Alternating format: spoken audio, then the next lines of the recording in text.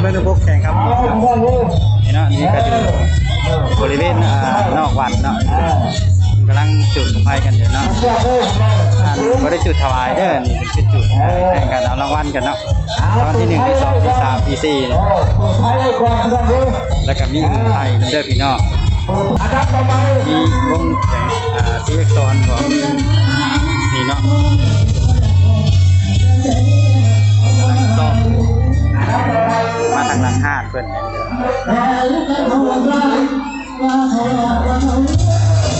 กำลังซ้อม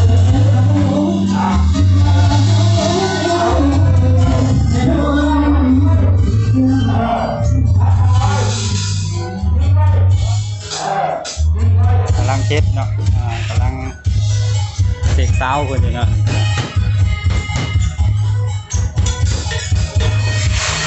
คือสิคึกขนาดเลยเนาะมีการเสียบต้นเยอะเลยวันโคกต่อที่เป็นเต้นสีหลายเนาะเสียงดังแง่เสียงเป็นการนอนบ้านบ้านต่างๆ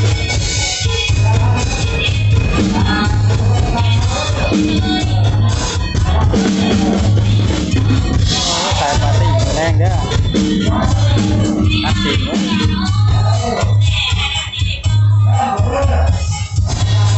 เอาละกูเอาเลยเอาน้องเมื่อไรถามมาที่พุทธ3เอาคุณอันนั้นต่อไปบางทีโบวี่เจ็ดใช่ป่ะโบวี่เจ็ดพ่อโบวี่เจ็ดพ่อโบ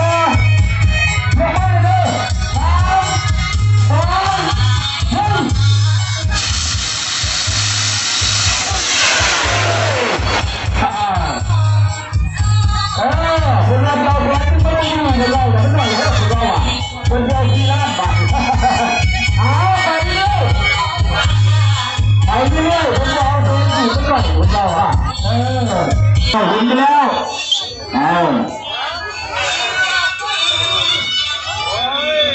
เอาไปเป็นยังไปรัวกับการนั่งเห็นมา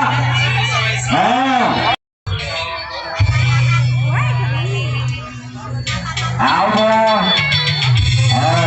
อนุกรรมการเดินอยู่เอา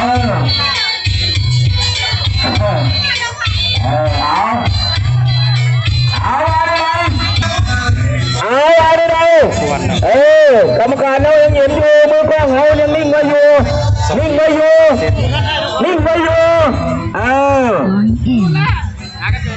อนุกรรมการเราดับเวลาให้มันแม่นเพื่อพี่น้องดูเอานิ่งไว้เจ้าของมันไปกับเบิ้งน้ำมันเพื่อพี่น้องดูนิ่งไว้เอาได้ไหนยังโอเคอยู่ยังเห็นอยู่นิ่งไว้จับไว้อนุกรรมการทั้งหน้านี่อย่าผ่านอย่าผ่านจะห้ามลุกทั้งนั้นห้ามลุกพี่น้องดูห้ามลุกพี่น้องดูนิ่งไว้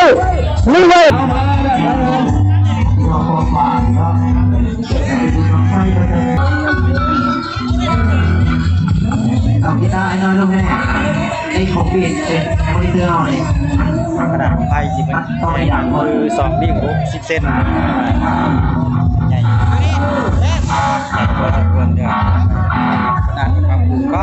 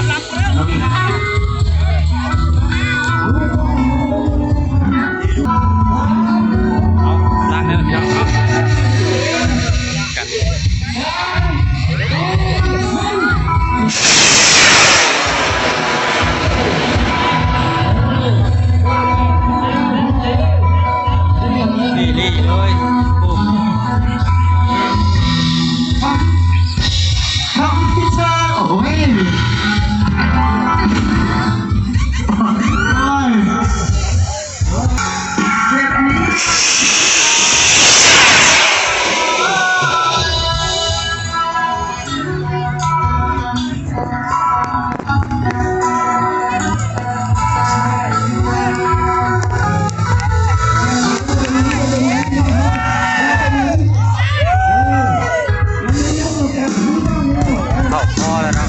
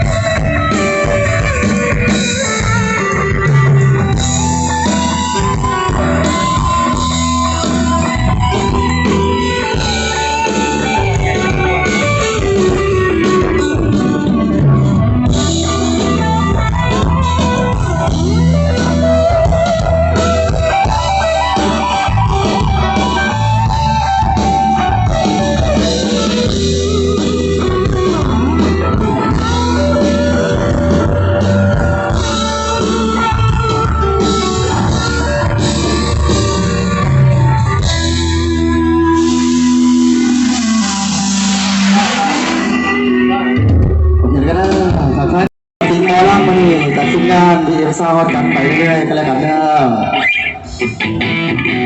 เบียร์กระบอกเงินดอกนะจัด1 700,000 เกียร์มักจัดเต็มจะได้ลัง1 ครึ่งนึงกระจัดไปเด้ออันกินบะเบิดอันฟองนี่ไปติดกันเบอร์ไปได้ส่วนนี้มันยังพูดยาวอยู่เหมือนเหงาเหมือนกันโอ้ยใจไหนวะน้องคนเดียวกูเห็นพูดอะไรอันตรายอ่ะ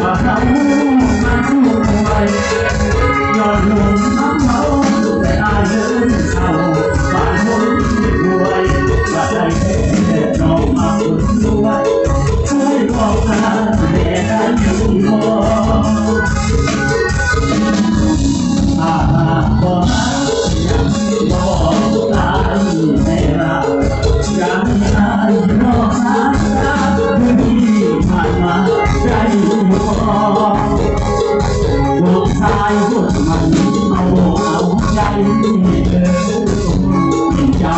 เราเนาเนาพอกินในพอตั้งนั่งมองงานสุดที่ถ้าพี่คือคนเมาเหล้าจะย้อนว่าเมาหนักใจหนักกว่าเราอย่าร้องย้อนสาวหัวเสียใจเราเสียขอที่รักอย่าร้องว่าจะทำไม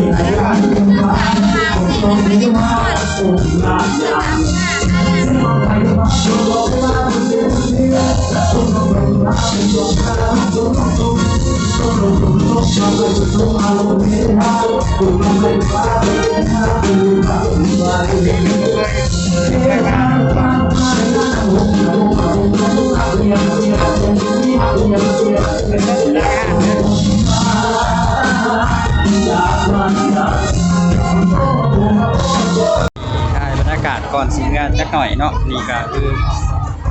ทางลักเนาะไปถึงกับที่บ้านเราไก่เองลงมาคุณนาว่าท่าตุบวังเนาะลงมาที่คือที่ก็คือเป็นน้ำโขงเนาะน้ำโขงแม่น้ำโขงด้วยนะคือจากบ้านด่านปากซีนะครับการสัญจรกับแอร์คนควรเพราะว่าเป็นงานที่ประเพณีรถเด้อเด้อ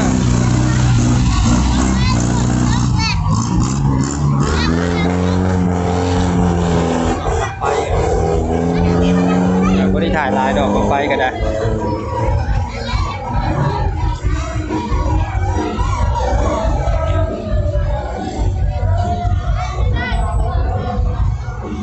ทำแล้วเนาะมากับครอบครัวมื้อนี้ก็ได้ปลาเบาตีมาดิน้ำเขียวน้ำแดงน้ำสติงครับ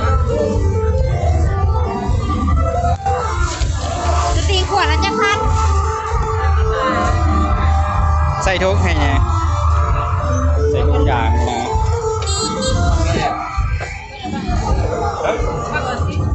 ปักไปชื่ออะไรจะกี่แผ่นเครื่องดินเล็กน้อยเนาะของกินย่างหลอกเนื้อเอาไปแค่ตัวเด็กหลอกไปเรื่อยๆเนาะนี่ก็ได้เข้าวันว้ากระโดดมือเอาก็ได้มือแรกนี่คือสีม่วนเนาะเพราะว่าเป็นเสียบสดเนี่ยดินสด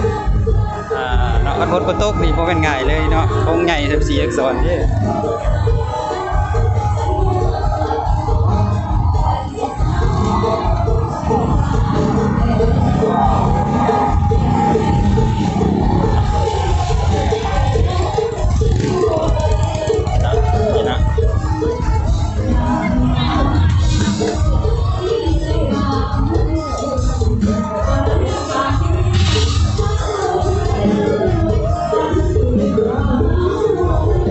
ดังแห้ง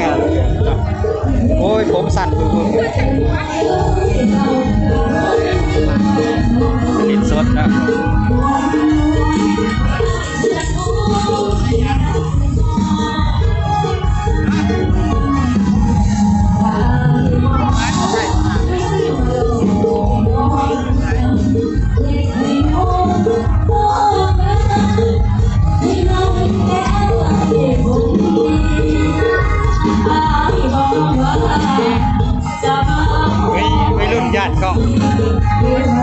านครับโทรศัพท์